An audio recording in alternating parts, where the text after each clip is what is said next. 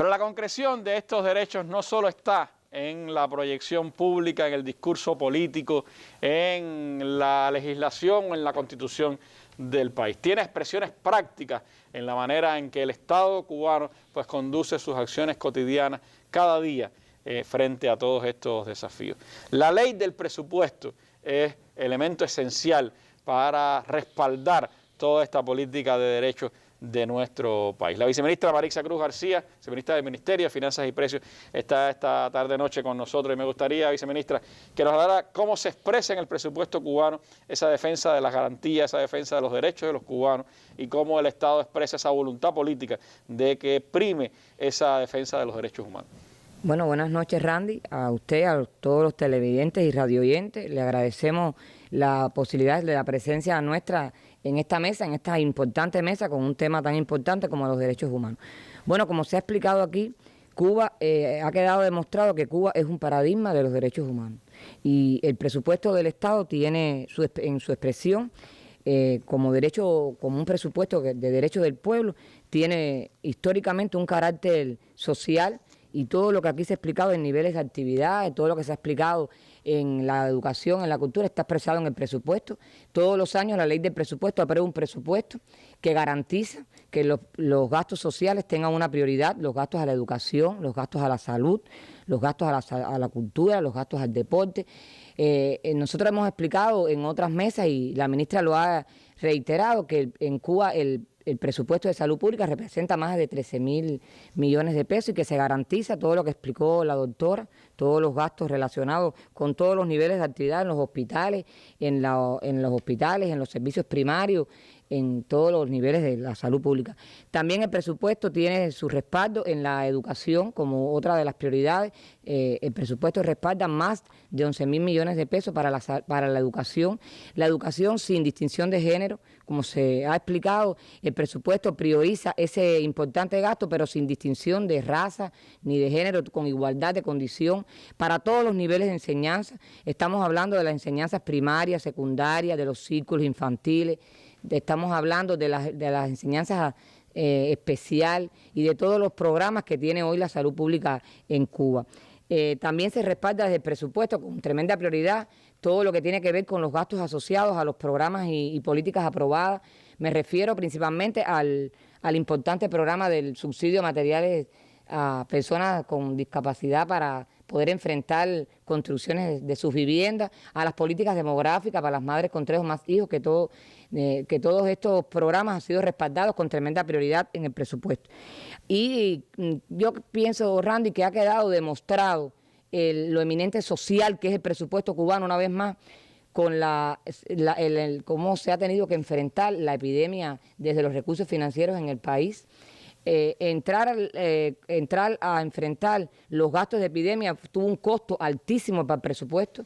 Estamos hablando que hasta la fecha hemos financiado más de 1.500 millones de pesos para los gastos asociados fundamentalmente con gastos de garantías salariales al sector presupuestado, garantías salariales al sector empresarial, fundamentalmente al turismo, por la importancia y lo estratégico para el país, al sector artístico. En este momento incluso estamos completando las garantías del sector artístico para concluir el año.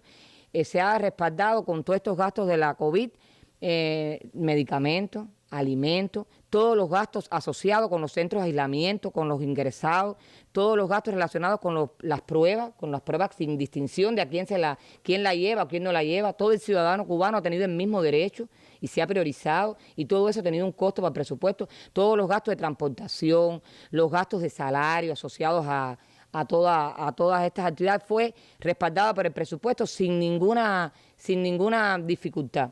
También estamos hablando de más de 1.000 millones de pesos. Estamos hablando de más de 1.500 millones de pesos, donde incluso los primeros estimados fueron superados porque la pandemia tuvo un alcance superior, incluso se ha extendido más de lo previsto. Hay provincias más complicadas que otras, y en todos los casos y todos los meses el presupuesto ha garantizado todos los recursos que esta pandemia le ha introducido al país.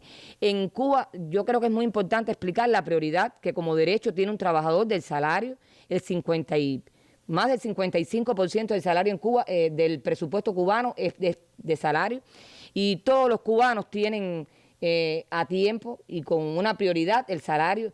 En ningún país del mundo se trata este indicador con esta prioridad. Ningún cubano deja de cobrar.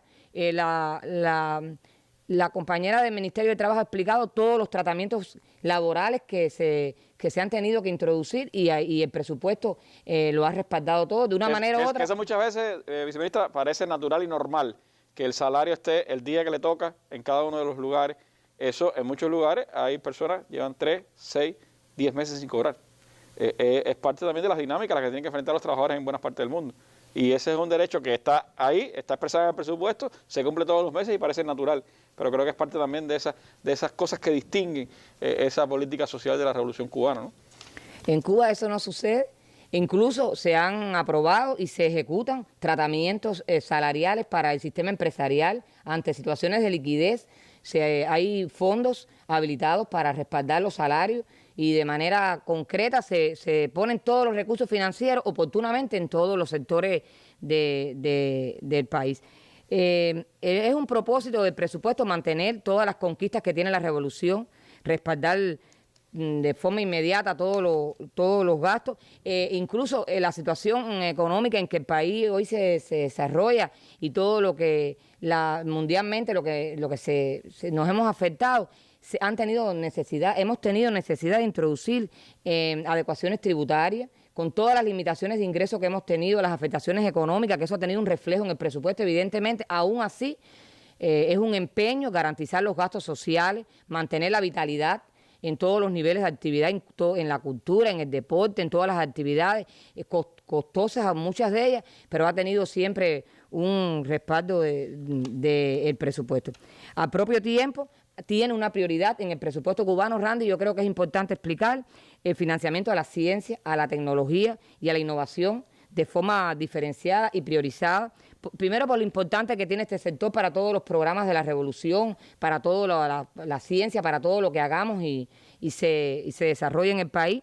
Y tiene además, garantiza todos los programas a través de los fondos. El presupuesto garantiza todos los programas que además tienen un reflejo en la calidad de vida de la población, de esta población que tenemos que explicar aquí, que es la que aporta, porque los ingresos al presupuesto, buena parte o la mayoría, es aportado por la población. Por tanto, merece el ciudadano cubano todo el respaldo a través del presupuesto para garantizar todos sus derechos.